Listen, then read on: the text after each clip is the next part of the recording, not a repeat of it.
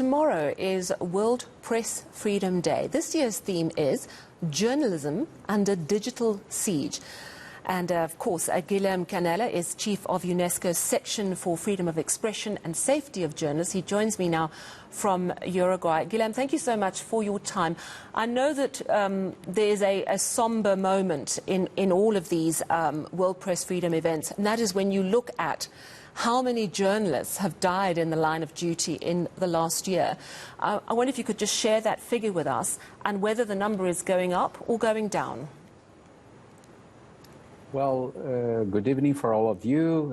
I'm speaking, as you said, from Punta del Este, Uruguay, where we are having the global celebration for the World Press Freedom Day. Actually, is starting in a few minutes, because although the day is tomorrow, the opening ceremony and the ceremony for the awarding the global UNESCO Guillermo Cano Prize is going to take place today.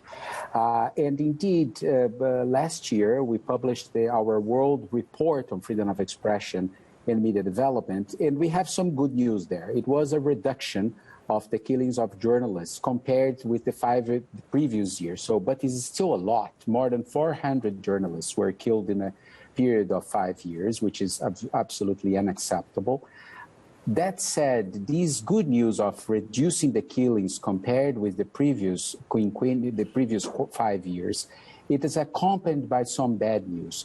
While we are seeing clearly a reduction of the killings, we are seeing a rising in imprisonment of journalists.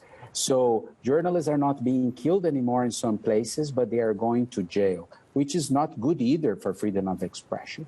And unfortunately, some bad news in the beginning of this year, only the 5 first months, the Director General of UNESCO already condemned more than 30 killings. And this obviously is partially because of the war in Ukraine, but we are seeing bad trends in other regions as well, for instance, in Mexico and Latin America. So we need to keep an open eye. Unfortunately, the situation for freedom of expression is not good. And this is the purpose of this conference, to see how we can find solutions, find better public policies for this. And I want to get into the digital siege, which is the theme of this year's gathering. But I'd like to reflect just a little bit. You've touched on it. The war in Ukraine, we have already seen journalists killed while trying to cover that war. But could you reflect for us a little bit about how that's impacting telling the Ukrainian story? Both from the Ukrainian side and the Russian side, where we are told very often how much misinformation there is within Russia. Well, it's never easy to cover from a journalistic perspective a war or a conflict or an armed conflict. The risks they are always very high. The way information and disinformation circulates are very complex. But this is maybe the first war where in this new digital age, with all the different challenges that we have related to these and the huge wave of disinformation and misinformation that we are facing, not only on the context of this war, we saw that for the pandemic as well.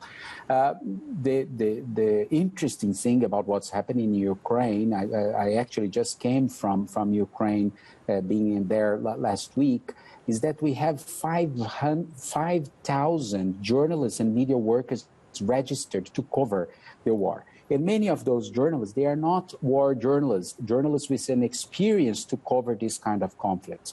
There were journalists that suddenly changed from the cover of sports to cover the conflict. So there is a huge need for offering to them protective equipment, training. It's not a trivial issue, as you certainly know, how to cover this kind of conflicts. And aside that, covering this with a strong eye, a strong perspective on how debunk disinformation and misinformation in such a complex context.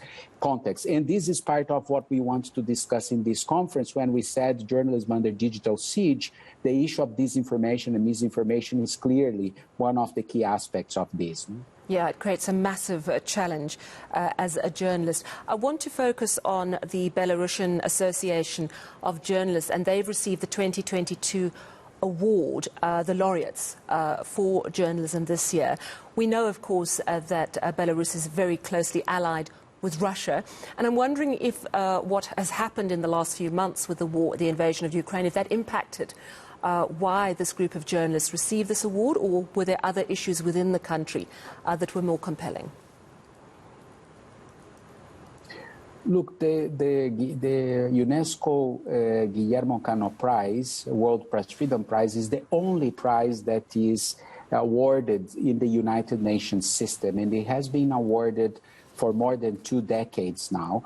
And it is an independent jury with investigative journalists from all the regions of the world that are in charge of deciding who is going to be the laureate, either a person or an organization, as it is the case of this year. And the jury takes into consideration several of the aspects that were present in the nomination, because there is a process of those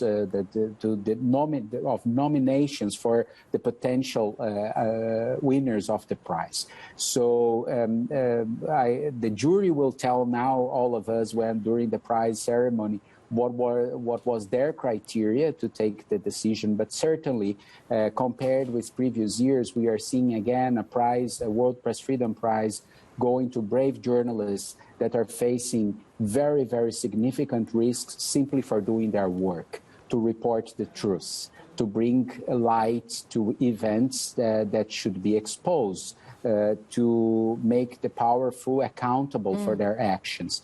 And if you look into the history of the prize, year after year, this is the main line why the jury has decided to award the prize to the previous winners, and I'm sure is the same reasoning for the current winners.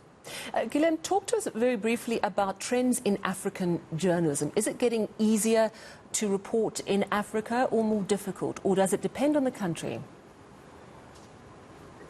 I'm not an expert in the region, but what we published last year, an interesting policy brief on the issue of new trends on journalism, and particularly on the issue of foreign correspondence. And was very interesting to see in the different interviews that were made to produce this report, that issues like the so-called transboundary journalism, so news like the Pandora Papers, the Panama Papers, or the Pegasus story, that were all news that were produced by consortiums of journalists from all over the world, including the African region. In those interviews, very explicitly in saying that this is the good side of the new technologies, how this allowed more cooperation among journalists, not only within Africa, but from Africa to other regions, including South-South cooperation with Latin America, with Asia. So I think this is a very interesting and I would say exciting way of doing more collaborative journalism, and this is a good trend.